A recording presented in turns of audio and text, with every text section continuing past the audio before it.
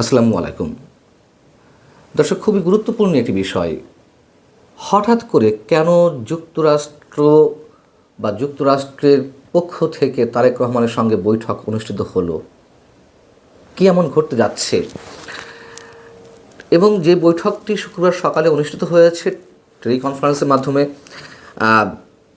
BNP chairman Tarique রহমানের সঙ্গে, সেখানে ট্রাম্প প্রশাসনের একজন শীর্ষ কর্মকর্তা উপস্থিত ছিলেন, আরও অনেকে উপস্থিত ছিলেন। এবং এই বিষয়টি গণমাধ্যমকে নিশ্চিত করেছেন তারেক রহমানের উপদেষ্টা, পররাষ্ট্র বিষয়ক উপদেষ্টা মিস্টার হুমায়ুন কবির।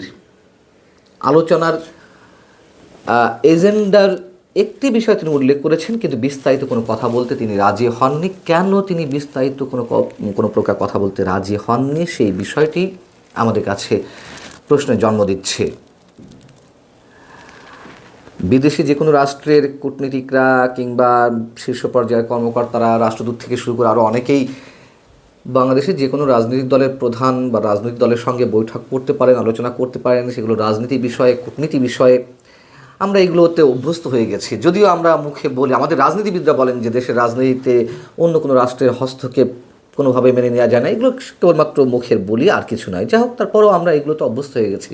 কিন্তু এমন একটি বিষয়ের উল্লেখ করেছেন মিস্টার হুমায়ুন কবির আমাদের কাছে, গণমাধ্যমের কাছে, সেটিও একটি প্রশ্নের জন্ম দেয়। কী বিষয়ে আলোচনা হয়েছে? ব্যবসা বাণিজ্য সংক্রান্ত আলোচনার বিষয়বস্তু ছিল। বাংলাদেশ এবং যুক্তরাষ্ট্রের মধ্যে এখন যুক্তরাষ্ট্র বাংলাদেশি পণ্যের উপরে যে শুল্কগুলো আরোপ করেছে সেটি কমিয়ে আনতে যে দেন দরবার চলছে, সেই বিষয়ে তারেক রহমানের মন্তব্য জানতে চাওয়া হয়েছে। এটিও কি অনেকটা বিস্ময়কর নয়? আর তারেক রহমান তো এই মুহূর্তে সরকারের কোনো প্রতিনিধি নন, সরকারি পর্যায়ের কোনো কর্মকর্তাও নন। তাহলে তারেক রহমানের কাছ থেকে এই ধরনের মন্তব্য জানতে চাওয়া হবে কেন? বৈঠকে ট্রাম্প প্রশাসনের যে গুরুত্বপূর্ণ ব্যক্তি উপস্থিত ছিলেন, তিনি US trade representative jasmine Greer. আধা ঘন্টার বৈঠকটি অনুষ্ঠিত হয় বেশ নাটকীয়ভাবে, নিঃসন্দেহে। এবং সন্দেহটা বা প্রশ্নটা কোথায়, আমি সে বিষয়ে পরে আসছি। বৈঠকে ট্রেড নেগোসিয়েশনের নানান বিষয় আলোচনায় উঠে আসে। মিস্টার গ্রিয়ার জানতে চান, যেটি গণমাধ্যমে এই খবরগুলো আসছে, এই ট্রেড নেগোসিয়েশনে তারেক রহমানের অবস্থান কি, বিশেষ করে বাংলাদেশ সরকারের তরফে যে আলোচনা হয়েছে তা নিয়ে তার মনোভাব সম্পর্কে জানতে চাওয়া হয়। তারেক রহমান যেটি খুব স্বাভাবিকভাবে বলার কথা সেটাই বলেছেন। তিনি স্পষ্ট করেছেন যে সরকার যে নেগোসিয়েশন করছে তাতে বিএনপির সম্মতি রয়েছে, অথবা বাংলাদেশের জনগণের পক্ষ থেকে তিনি একজন রাজনৈতিক ব্যক্তিত্ব হিসেবে তার সম্মতি রয়েছে। সরকার যেভাবে আলোচনা এগিয়ে নিয়েছে তাতে আমাদের কোনো দ্বিমত বা আপত্তি নেই বলে তিনি জানিয়ে দিয়েছেন। এখন তারেক রহমান সরকারি পর্যায়ের কোনো কর্মকর্তা নন বা সরকারে নেই, তারপরও তার সঙ্গে ব্যবসা বাণিজ্য সংক্রান্ত আলোচনা হয়েছে। যদি এটুকুর মধ্যে সীমাবদ্ধ থাকি, তারপরেও নিশ্চয়ই খবরটি নিঃসন্দেহে খুব গুরুত্বপূর্ণ। এখন প্রশ্ন হচ্ছে যে কেন যুক্তরাষ্ট্রের কর্মকর্তারা তার সঙ্গে বৈঠকটি করলেন?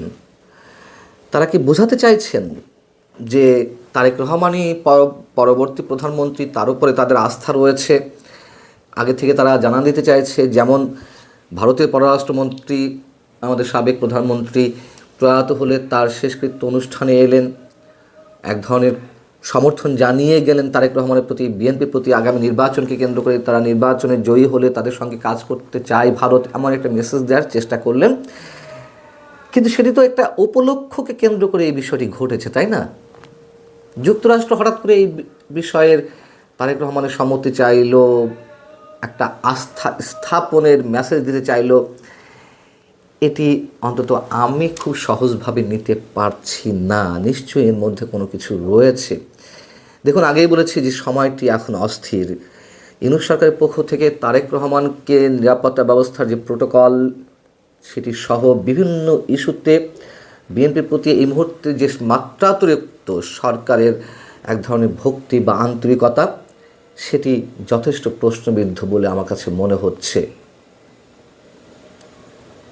তার কারণ একদিক থেকে দেখানোর চেষ্টা যে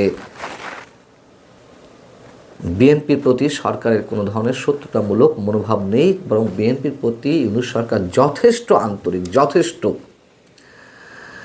কিন্তু এর পিছনের যে খেলাগুলো আমরা দেখছি, যে বিতর্কিত কর্মকাণ্ডগুলো আমাদের সামনে উপস্থিত হচ্ছে সরকারের পক্ষ থেকে, সেই জায়গা থেকে আমাদের অনেকের কাছে মনে হচ্ছে বিএনপি চূড়ান্তভাবে ফাঁদে পড়তে যাচ্ছে নির্বাচনকে কেন্দ্র করে। আর ট্রেড ইস্যুতে যদি উল্লেখ করি, জাতীয় নিরাপত্তা উপদেষ্টা মিস্টার খলিল, তিনি তো যুক্তরাষ্ট্র সফরে ছিলেন এই তো সবেমাত্র।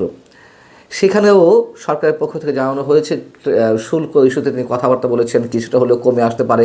তো এইখানে তারেক রহমানের সম্মতি নেয়া না নেওয়ার কী হলো? নানান ধরনের গুঞ্জন শোনা যাচ্ছে যে সন্দেহ সৃষ্টি হয়েছে, সংশয় সৃষ্টি হয়েছে নির্বাচন নিয়ে।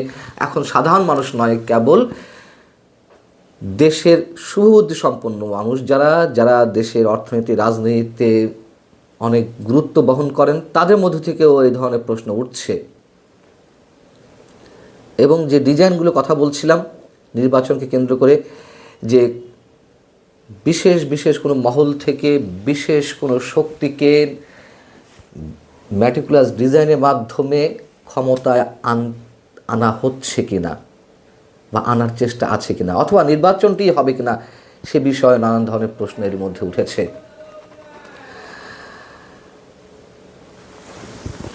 সাবেক মার্কিন রাষ্ট্রদূত লন্ডনের তারেক রহমানের সঙ্গে বৈঠক করেছিলেন। কেন করেছিলেন? নিশ্চয়ই কিছু জানতে চাওয়া হয়েছিল, অথবা তোমরা ক্ষমতায় এলে, বিএনপি ক্ষমতায় এলে কী ধরনের রফা দফা হবে, কী ধরনের গিভ অ্যান্ড টেকের বিষয় ঘটবে, এই বিষয়গুলো খুব স্বাভাবিক হিসেবে চলে আসে। যে তারেক রহমান কোনো আশ্বাস দেন আর না দেন, যুক্তরাষ্ট্র তো এই ধরনের কোনো প্রস্তাব দিতে পারে। আবার এই মুহূর্তে এসে ট্রেড ইস্যুতে তারেক রহমানের সঙ্গে আলোচনার পেছনে অন্য কোনো কিছু কাজ করছে কিনা, অথবা আর কোনো আলোচনা তো হয়েছে নিশ্চয়ই, যেটি আমরা জানতে পারিনি। মিস্টার হুমায়ুন কবির, তারেক রহমানের পররাষ্ট্র বিষয়ক উপদেষ্টা, তিনিও খোলাসা করেননি। অতএব আমি বারবার বলছি, নির্বাচনের আগে অনেক ধরনের খেলা রয়েছে, এবং বিএনপির যে অবস্থান, কখনো গর্জন দিয়ে ওঠা, কখনো সরকারকে সম্পূর্ণভাবে সমর্থন করে যাওয়া, জানাতনভাবে একটা নির্বাচন আদায় বোধহয় বিএনপি করতে চাইছে। কিন্তু সে অবশ্যই নির্বাচন গুরুত্বপূর্ণ, আগে বলেছে, কিন্তু সেই নির্বাচনের মধ্য দিয়ে বিএনপি আসলে রাজনৈতিকভাবে কতটা লাভবান হতে পারবে, অথবা চূড়ান্তভাবে ফাঁদে পড়বে কিনা, সেই বিষয়টি বিএনপি কতটুকু ভাবছে আমরা জানি না।